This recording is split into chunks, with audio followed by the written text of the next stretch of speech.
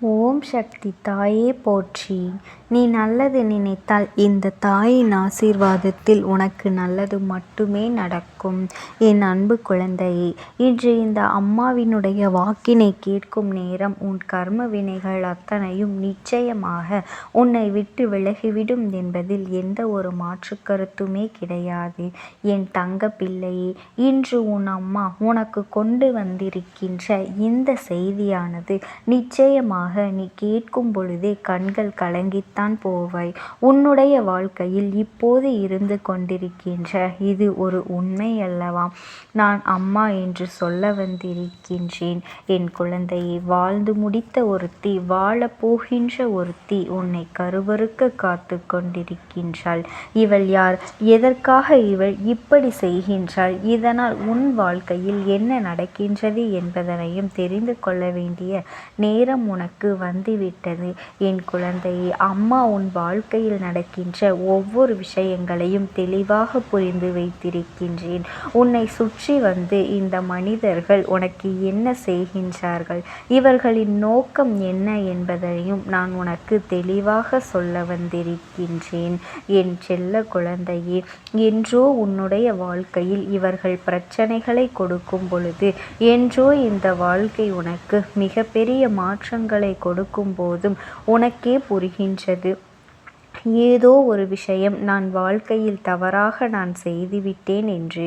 என் பிள்ளையே, இதுதான் நமக்கான வாழ்க்கை என்று நடந்து கொண்டிருக்கும் பொழுது என் பிள்ளை தன் கனவுகளை சுமந்து கொண்டு இந்த வாழ்க்கையில் அடியெடுத்து வைக்கின்றோம். ஆனால் நாம் அடியெடுத்து வைத்த அந்த நேரம் இது போன்று ஒருவர் உன் வாழ்க்கையை அழிக்க வேண்டும் என்று நினைக்கின்றார் என்றால் அதை ஒரு பொழுதும் நம்மால் ஏற்றுக்கொள்ள முடியாது அல்லவா? என் தங்க பிள்ளையே, இதையெல்லாம் ஒரு நொடி பொழுதில் நம்மால் கனவில் கூட நினைத்து பார்க்க முடியாத ஒரு விஷயமாக மாறிவிடுகின்றது. ஏனென்றால் இவர்களின் வயது உன்னுடைய தாயின் வயதை ஒத்ததாக இருக்கும். நம் தாய் நம்மிடம் எப்படி நடந்து கொள்வார்களோ அப்படித்தான் இவர்களும் நடந்து கொள்கின்றார்கள் என்பதுதான் உன்னுடைய எண்ணமாக இருந்து கொண்டிருக்கின்றது.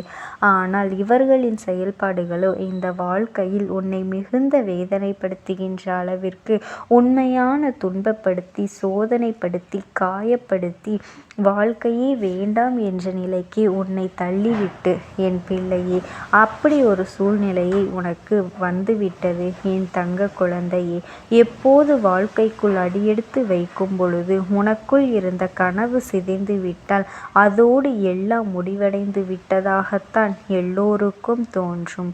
ஆனால் என் குழந்தை, நீ இதனை எதிர்த்து சமாளிக்க கற்றுக்கொள்வாய். எப்படியும் இந்த வாழ்க்கையை வாழ்ந்துதான் ஆக வேண்டும் என்பதை உனக்குள் எண்ணங்களோடு நீ சரியாக புரிந்து வந்து விடுவாய். நடப்பது எல்லாம் ஏதோ ஒரு காரணத்திற்காகத்தான் என்பதையும் என் பிள்ளை, நீ இவர்களை பற்றி நாம் தெரிந்து கொள்வதற்கான ஒரு வாய்ப்பு என்று இன்று உனக்கு தெரிய வேண்டும் அல்லவா? என் குழந்தையே, இதனை நீ சரியாக புரிந்து கொண்டாய். அதன் பிறகு நீ வாழவும் தொடங்கிவிட்டாய்.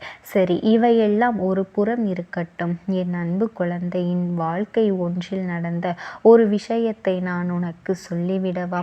என் செல்ல குழந்தையே, பல கனவுகளோடு தன் ஆசைப்பட்ட ஒருவரை கரம் பிடித்து வாழ்க்கைக்குள் நுழைகின்றாள். ஆரம்பத்தில் அந்த குடும்பத்தில் இருந்த அத்தனை பேரும் அவளின் மீது அன்பு செலுத்தி அவளை மிகவும் அதிகமாகவும் பாராட்டி, வாழ்க்கை இவளைப் போல ஒருவள் கிடைக்க மாட்டாள், இவளைப் போல யாரும் இருக்க மாட்டார்கள் என்பது போல உன்னை நடத்தினார்கள். என் அன்பு குழந்தையே, அது உண்மைதானே? இதை கண்ட இந்த பெண்ணுக்கு பெருமிதமாக இருந்தது. ஆனால் நாட்கள் செல்ல செல்ல இவள் எந்த ஒரு வேலையும் செல்லவில்லை. இவளினால் அந்த குடும்பத்திற்கு எந்த ஒரு பண உதவியும் கிடைக்கவில்லை. அப்படி என்றவுடன் அவளை மட்டம் தட்ட தொடங்கிவிட்டார்கள். ஆனால் என் குழந்தையோ தன்னுடைய வயிற்றில் கருவை சுமந்து கொண்டிருப்பவள். அதனால்தான் செல்ல முடியவில்லையே தவிர எதுவும் தெரியாத குழந்தையோ திறமையில்லாத குழந்தையோ கிடையாது. ஆனால் இந்த நிலை அந்த குடும்பத்தில் இருக்கின்ற வயதான பெண், அதாவது அவள் கணவனினுடைய அம்மாவிற்கு பிடிக்கவில்லை. தன் குழந்தை, அதாவது அவளின் மகனானவன் வேலைக்கு சென்றவுடன் இந்த பெண்ணிடம் நடந்து கொள்ளும் விதமும் இந்த பெண்ணிற்கு உணவு கொடுக்கும் விதமும் மிகவும் மோசமாக இருந்தது. இவ்வளவு அளவிற்கு அந்த பெண் தெய்வத்தை எப்பொழுதும் கையெடுத்து வணங்குவதும் தீபதூப ஆராதனைகளை காண்பிப்பதுமாக இருந்து கொண்டிருப்பாள். ஆனால் ஒரு பெண்ணிற்கே இன்னொரு பெண் எப்படி நடந்துவிட முடியும் என்று தெரியவில்லை. அது அவளும் ஒரு துளியளவும் கூட யோசிக்கவில்லை. அவள் செய்த ஒவ்வொரு விஷயங்களும் இந்த பெண்ணின் மனதில் அப்படியே பதியத் தொடங்கிவிட்டது. நான் எந்த ஒரு தவறும் செய்யாமலேயே இவர்கள் நம்மை நடத்துகின்றார்களே, இப்படி நடத்துகின்றார்களே என்று நினைத்தாலுமே தன்னுடைய கணவனின் முகத்தை நினைத்து கொண்டு இவள் நிச்சயமாக தன் தாயின் மீது அதிக அன்பு வைத்திருக்கின்றாள். நாம் எதிர்த்து பேசினாலோ அல்லது எதிர்த்து நடந்து கொண்டாலோ இந்த விஷயமானது அவர்களின் செவிகளுக்கு சென்று சேரும் பொழுது மிகுந்த கஷ்டத்தை கொடுத்துவிடுமோ என்று சொல்லி என் குழந்தை நிச்சயம் அவர்களின் மனது காயப்படுமோ என்று சொல்லி அந்த குழந்தை அத்தனையுமே பொறுத்து கொண்டு சென்றது. எல்லாவற்றிற்கும் ஒரு எல்லை உண்டல்லவா? ஒரு குழந்தைக்கு 2 குழந்தைகள் ஆயிற்று. இந்த பெண்ணின் ஆட்டம் அதிகரித்து விட்டது.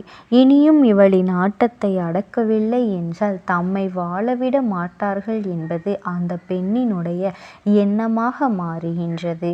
என் குழந்தையே, ஏறக்குறைய அந்த பெண்ணின் கணவனுக்கு தன் தாயின் செயல்பாடுகள் பிடிக்காமல் போகவே இதையெல்லாம் மாறி இந்த பெண்ணின் நிலைமையை இப்பொழுது தலைகீழாக மாற்றிவிட்டது. எந்த ஒரு வயதானவள் இவளை கொடுமைப்படுத்தினாலும் அவளின் நிலைமையை இப்பொழுது மாற்றத்தை கொண்டு வந்து விட்டது. என் குழந்தையே, இதுவெல்லாம் அவளுக்கு நடந்த அநியாயமாக இருந்து கொண்டிருக்கின்றது. வயது ஏறுகின்றது, நம்மால் முடியாத நிலை உருவாகும் என்று இங்கு யாருக்குமே புரிவது கிடையாது. நாம் எப்போதும் இளமையாகத்தான் இருப்போம் என்று எல்லோரும் நினைத்து கொண்டிருக்கின்றார்கள். ஆனால் ஒரு நாள் வயதாகும் என்று இங்கே யாருக்குமே தெரிவது கிடையாது. இந்த நிலையில் இந்த பெண் தனக்கான உதவியை ஒட்டுமொத்தமாக தன் மருமகளிடம் பெற வேண்டிய நிலை வந்துவிட்டது. ஆனால் ஒரு விஷயத்தை இதை நீ கவனிக்க வேண்டும். அது என்ன தெரியுமா? இந்த பெண் நிச்சயமாக தன்னிடம் எப்படி அவர்கள் நடந்து கொண்டார்களோ அதே போல நானும் நடந்து கொள்ள வேண்டும் என்று ஒரு துளியளவும் நினைக்கவில்லை. அவர்கள் செய்த தவறை அவர்கள் உணர வேண்டும்.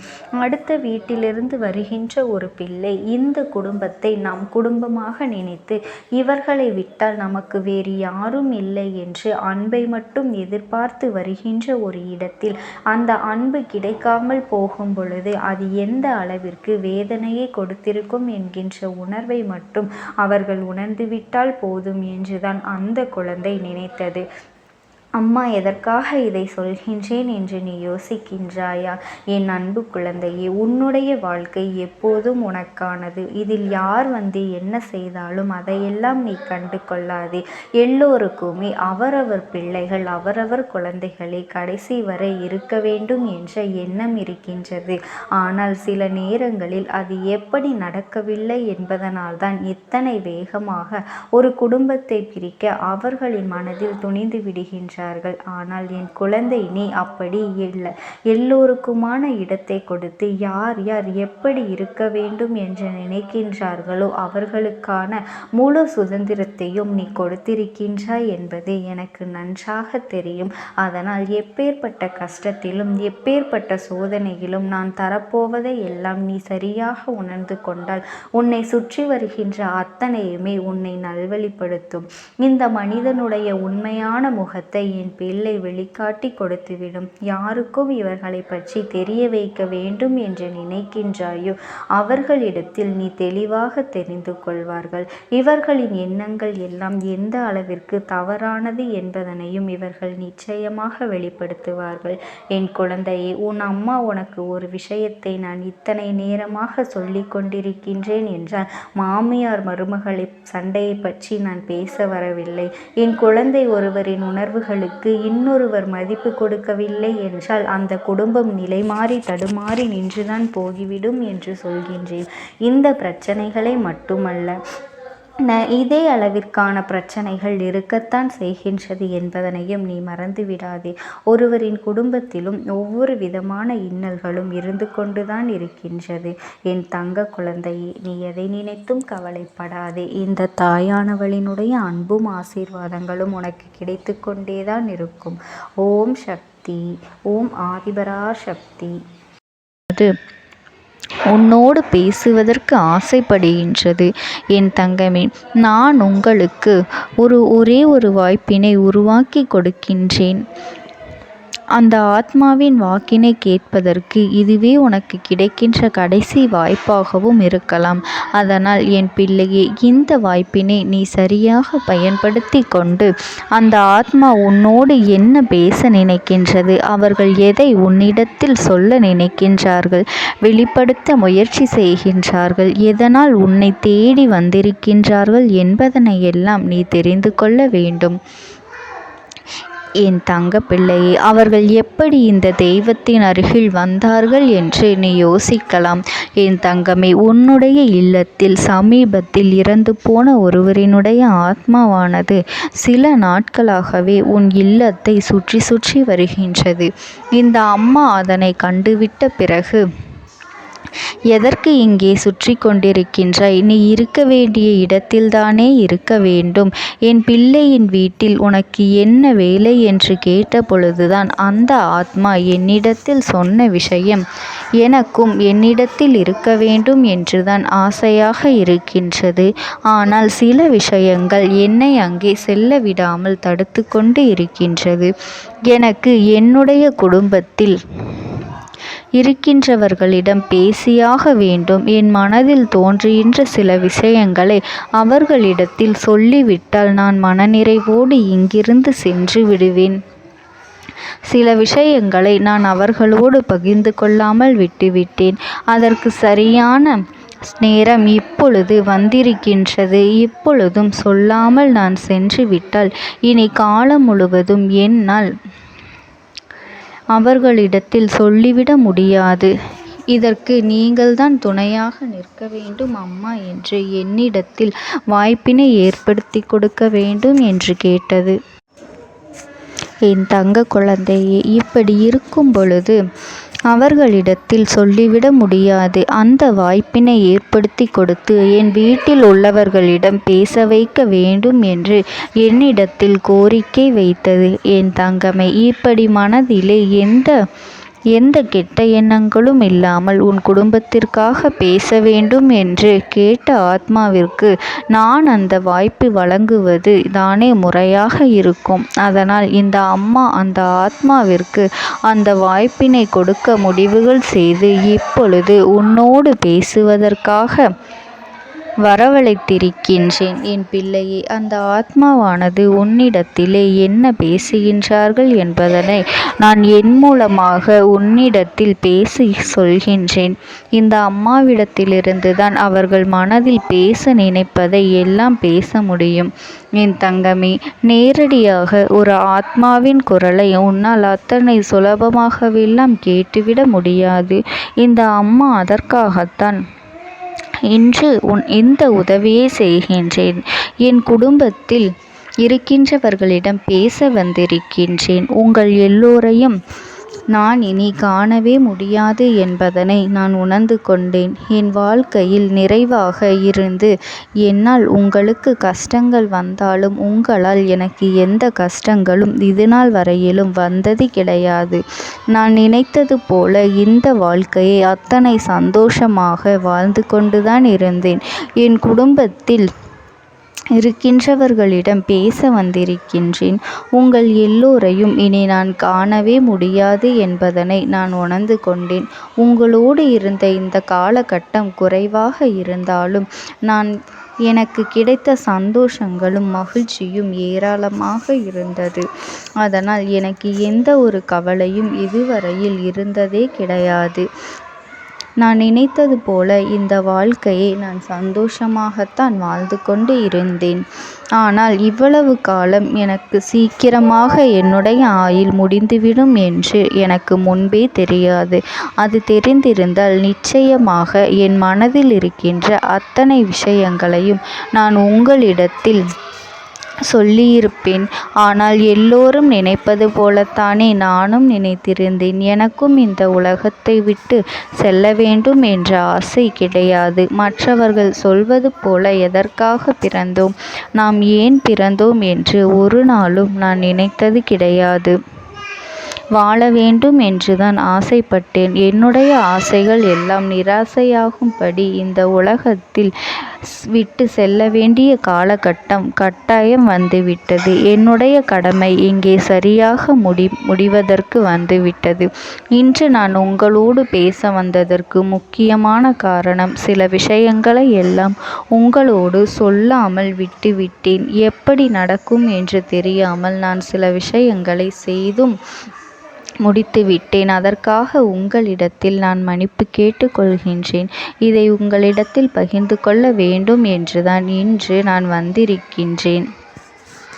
உங்களை நான் மனதார வணங்குகின்றேன். இந்த வாய்ப்பினை நான் சரியாக பயன்படுத்தி கொள்ள விரும்புகின்றேன். அதனால்தான் என் மனதில் இருக்கின்ற விஷயங்கள் எல்லாம் நான் சொல்லிவிடுகின்றேன். சிறிது நேரம் அமைதியாக அமர்ந்து என்னுடைய வார்த்தைகளை கேட்டாலே போதும்.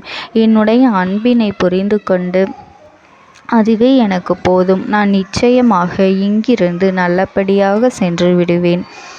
இன்று உங்களோடு பேச வந்ததற்கு ஒரு முக்கியமான காரணம், நான் சில விஷயங்களை சொல்லாமல் விட்டுவிட்டேன். இப்படி நடக்கும் என்று எனக்கு ஒரு நாளும் தெரியாமல் சில விஷயங்களை செய்துவிட்டேன். அதை உங்களிடத்தில் பகிர்ந்து கொள்ளத்தான் வந்திருக்கின்றேன். என் மனதில் நினைக்கின்ற விஷயம் என்ன தெரியுமா? நான் உங்களை நன்றாக பார்த்து கொள்ள வேண்டும். உங்களின் ஆசைகளை எல்லாம் நிறைவேற்றி கொடுக்க வேண்டும். உங்கள் வாழ்க்கையில் நடத்தி கொடுக்க முடியாமல் போனாலும் இனிமேல் அதையெல்லாம் நடத்தி கொடுக்க வேண்டும் என்று ஆசைப்பட்டு என்னால் ஆன முயற்சிகளை எல்லாமே செய்து கொண்டிருந்தேன். ஆனால் முழுமையான பலன்களை கொடுப்பதற்கு முன்பாகவே இது போன்று நடந்துவிட்டது. அதனால் நான் ஏதேனும் குற்றம் குறைகள் செய்திருந்தாலும், ஏதேனும் உங்களுக்கு மனதிற்குள் கஷ்டத்தை தந்திருந்தாலும் என்னை மன்னித்து விடுங்கள். நான் எப்பொழுதும் உங்கள் மீது உண்மையான அன்பினைத்தான் வைத்து கொண்டிருக்கின்றேன். நான் ஒரு நாளும் மனதில் ஒன்றும் வெளியில் ஒன்றுமாக ஒரு நாளும் நான் நடந்து கொண்டது இல்லை. அதனால் என்னவோ என்னுடைய குணங்கள் சிலருக்கு இங்கே பிடிப்பதே இல்லை. எதுவாக இருந்தாலும் என்னோடு இருக்கின்ற என் குடும்பத்திற்கு தெரியும் அல்லவா நான் யார், என்னுடைய அன்பு எப்படிப்பட்டது என்று. அதனால் என்னுடைய அன்பினை முழுமையாக உணர்ந்து கொள்ள வேண்டும் என்று அதனை இங்கிருந்து ஏற்றுக்கொள்ளவே முடியாத ஒரு விஷயமாகத்தான் இருந்தது. நானும் அங்கும் அங்கும் ஓடி ஓடி மீண்டும் என்னுடைய உயிரை மீட்டெடுத்து விடலாம் என்றுதான் முயற்சி செய்தேன். ஆனால் அப்பொழுது என்னால் அதையெல்லாம் செய்ய முடியவில்லை. உயிரற்ற உடலாக இங்கே நின்று கொண்டிருக்கின்றேன். நாட்கள் செல்ல செல்ல இதை எனக்கு ஏற்றுக்கொள்ள பழகிவிட்டது. இனிமேல் இதுதான் என்னுடைய உலகம். மீண்டும் அங்கே செல்ல முடியாது என்பதனை நான் புரிந்து கொண்டேன். செல்ல முடியாவிட்டாலும் ஆத்மா என்று ஆன பிறகு என்னுடைய உலகத்தில் இருந்தால்தான் எனக்கு சந்தோஷம். மீண்டும் மனித வாழ்க்கைக்குள் என்னால் நுழைந்துவிட முடியாது. எனக்காக இத்தனை காலமும் அன்போடு பழகி எனக்கு எல்லாம் செய்த உங்களுக்கு நான் சொல்கின்ற விஷயம் ஒன்றுதான். நடந்தது எல்லாம் நடந்துவிட்டது. நடந்த விதையை யாராலும் இனி மாற்ற முடியாது. இனி நான் உங்களோடு இருக்க வேண்டும் என்று நினைத்தால் கூட அது நடக்காது. அதனால் இந்த வாழ்க்கையில் நீங்கள் நல்லபடியாக வாழ்ந்து சந்தோஷமாக இருக்க வேண்டும் என்றுதான் அந்த ஆத்மா மனது வேதனைப்பட்டு உன்னோடு பேசுகின்றது. என் தங்க குழந்தையே, யார் உன்னை விட்டு சென்றாலும் இந்த தாயானவளினுடைய அன்பும் ஆசீர்வாதங்களும் உனக்கு என்றென்றைக்குமே முழுமையாக கிடைத்து கொண்டே இருக்கும். அதனால் நீ எதை நினைத்தும் கவலைப்படாதே. உனக்காக எப்பொழுதும் நான் இருந்து கொண்டே இருப்பேன். ஓம் சக்தி. ஓம் ஆதிபரா சக்தி. விடுதலை கொடுக்க மாட்டாயா என்று. என் பிள்ளை, நீ என்னை பார்த்து கேட்கின்ற விஷயத்திற்குத்தான் நான் முடிவினை கட்டப் போகின்றேன். இன்னமும் சுருக்கமாக உனக்கு சொல்ல வேண்டும் என்றால், உன்னுடைய பிடிவாதம் இந்த அம்மாவினிடத்தில் ஜெயித்து விட்டது என்பதுதான் உண்மை. என் குழந்தைக்கு எந்த ஒரு விஷயம் வேண்டும் என்று அடம்பிடித்து இத்தனை காலமும் நீ நின்று கொண்டிருந்தாயோ, அந்த ஒரு விஷயத்திலிருந்து உன் அம்மா நான் உனக்கு விடுதலையை கொடுக்க வேண்டும் என்று என் முன்னால் கதறி அழுதாயோ, அந்த விஷயத்தை இன்று உனக்கு நான் முடித்து வைக்கின்றேன். என் பிள்ளையே, சுற்றி இருக்கின்ற உறவுகளையெல்லாம் நம்புவதை விட்டுவிட்டு சற்று விலகி நிற்பதுதான் எல்லோருக்குமே நல்லது. ஏனென்றால் யாருடைய குணம் எப்பொழுது எப்படி மாறும் என்று யாராலும் கணித்துவிட முடியாது. ஒருவரிடத்தில் நல்லபடியாக பேசிக்கொண்டு வந்திருப்பாயானால் அவர்கள் மனதிற்குள் என்ன இருக்கின்றது என்று உன்னால் ஒரு பொழுதும் தெரிந்து கொள்ள முடியாது. அவர்களுக்குள் 1000 விஷயங்கள் ஓடும். உனக்கு செய்து தருவேன் என்று வாக்குறுதியை கொடுப்பார்கள். ஆனால் அதன் பிறகு பார்த்தாயானால் ஒரு நிமிடம் கூட யோசிக்காமல் சற்றென்று இவர்களுக்கு முடியாது என்று சொல்லிவிடுவார்கள். மனதிற்குள் அவர்கள் நினைப்பது, நீ சொல்வதை சொல்லிவிட்டு போ, நான் எதற்காக உனக்கு உதவி செய்ய வேண்டும் என்று எண்ணிக்கொண்டிருப்பார்கள்.